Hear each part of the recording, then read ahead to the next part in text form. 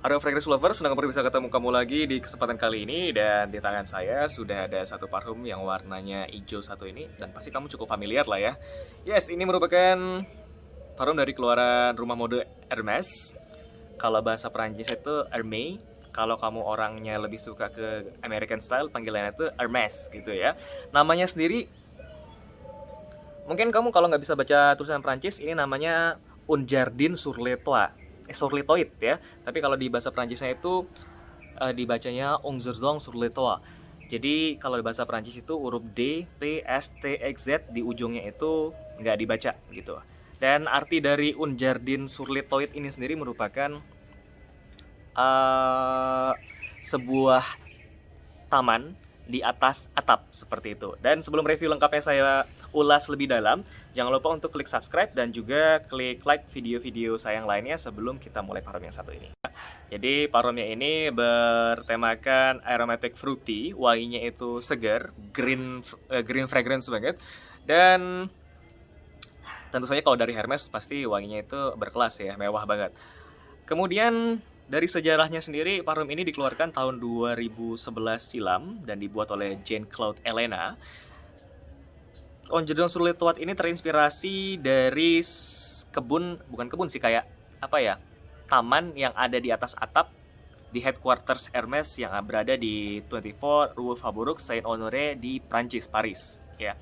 Dan notesnya sendiri ini cukup sederhana. Parfum ini bukan parfum yang tua-tua banget, enggak. Parfum ini masih layak untuk kita sniff di tahun-tahun sekarang yang kekinian ini. Dan pastinya kalau kamu suka parfum yang wangiannya segar, ini merupakan pilihan yang cocok untuk kamu miliki. Jadi parfum ini dibuka oleh notes green grass, kemudian ada apple, ada pear, kemudian diikuti oleh wangi mawar, gardenia, dan yang terakhir itu rosemary. Dan di hidung saya wangi apa yang paling prominent di sini? Kita coba dulu ya.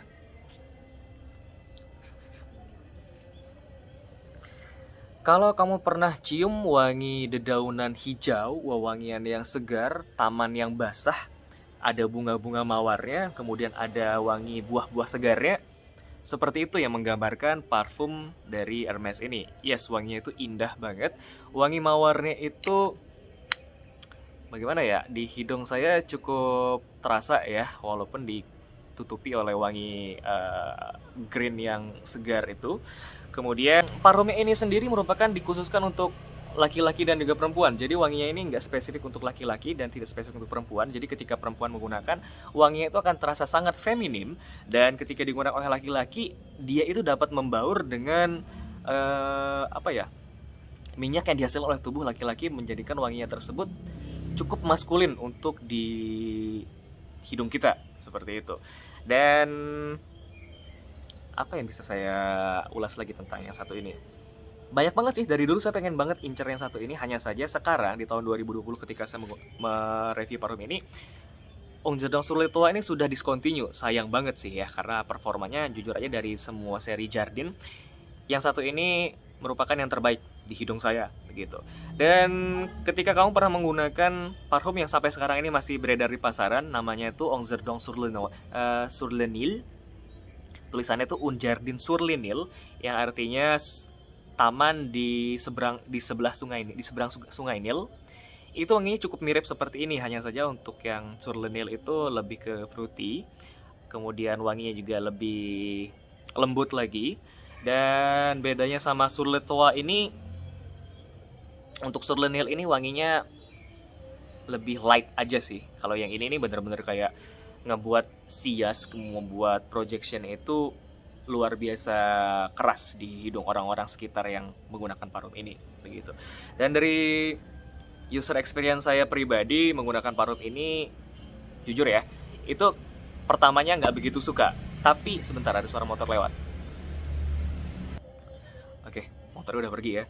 Tapi lanjut lagi, di beberapa saat kemudian wangi-wangi segar, apalagi ketika kita menggunakan di cuaca yang sejuk, bahkan di dalam ruangan ber-AC, parfum ini sangat memberikan nuansa bahwa kita tuh sedang berada di hamparan taman yang hijau banget, yang seger banget, yang membuat kita tuh tercium itu clean gitu ya.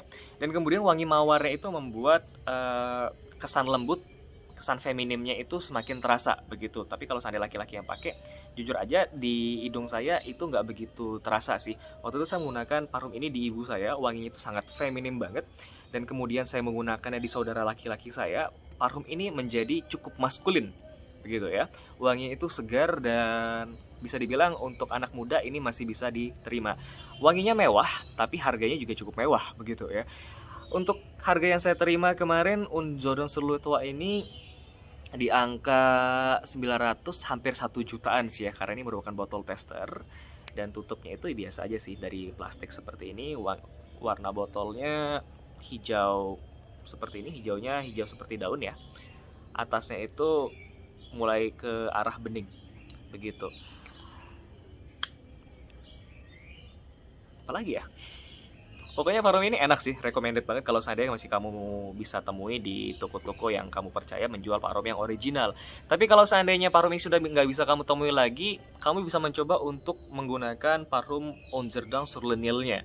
Itu nggak kalah oke juga sih sama ini, cuman performansnya menurut saya itu lebih soft lagi, lebih fruity lagi, dan harganya sama aja kok kayak begini ya. Nggak tahu kenapa yang versi Sur Le Toit ini nggak dikeluarin lagi oleh Hermes-nya, dan jarang banget sudah ditemukan di beberapa counter-counter yang saya temui. Bahkan di situs Hermes-nya sendiri itu sudah nggak ada lagi sekarang.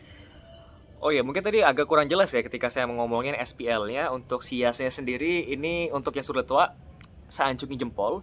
Untuk performance-nya saya tetap ancungin jempol.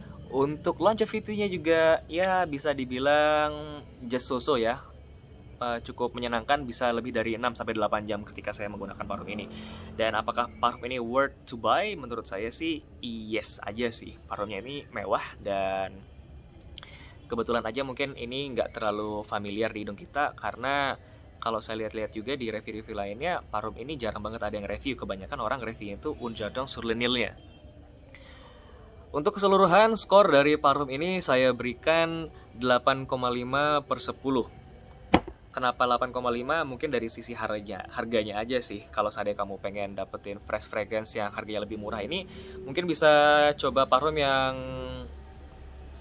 ya lebih affordable aja. Misalnya Antonio Banderas, atau mungkin Hugo Boss yang segar-segar, itu masih bisa kamu dapat. Kamu ingin memiliki wangi yang mewah, ini bisa merupakan jadi referensi kamu ya.